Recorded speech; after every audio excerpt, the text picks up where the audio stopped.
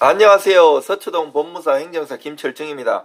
오늘은 친권자 변경에 대해서 알아보도록 하겠습니다. 친권자 변경은 혼인의 취소, 이혼, 인지청구의 소통과 같은 경우 할 수 있는데요.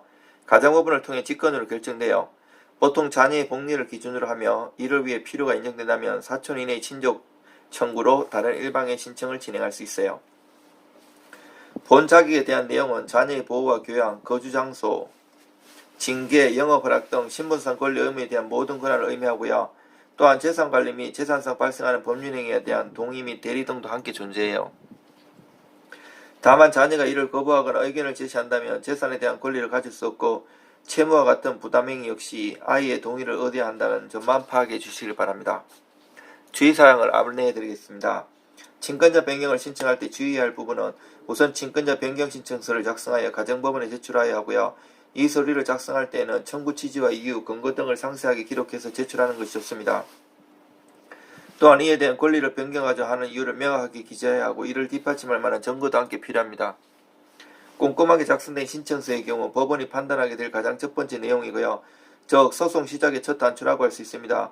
만약 신청할 때 부족한 근거를 통해 신청을 하게 된다면 원하는 결과를 얻지 못할 뿐더러 추후 다시 도전한다고 하더라도 어려움을 겪을 수 있습니다.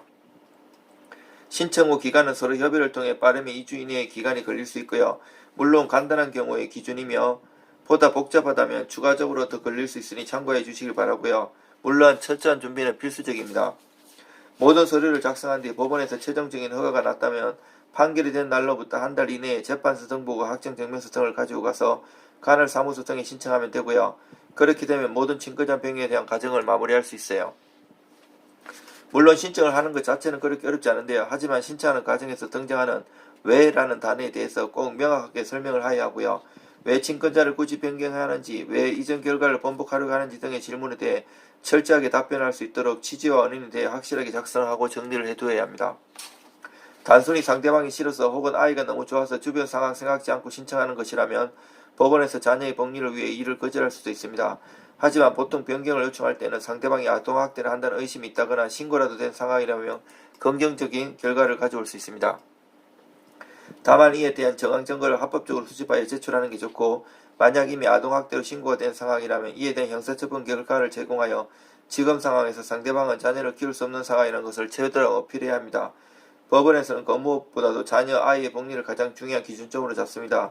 따라서 불안정한 양육환경, 태도 등을 법원에서 인정해주지 않기 때문에 이러한 사소한 부분이라 할지라도 꼭 법률 전문가의 도움을 받아서 변경 신청을 해보시기 바랍니다.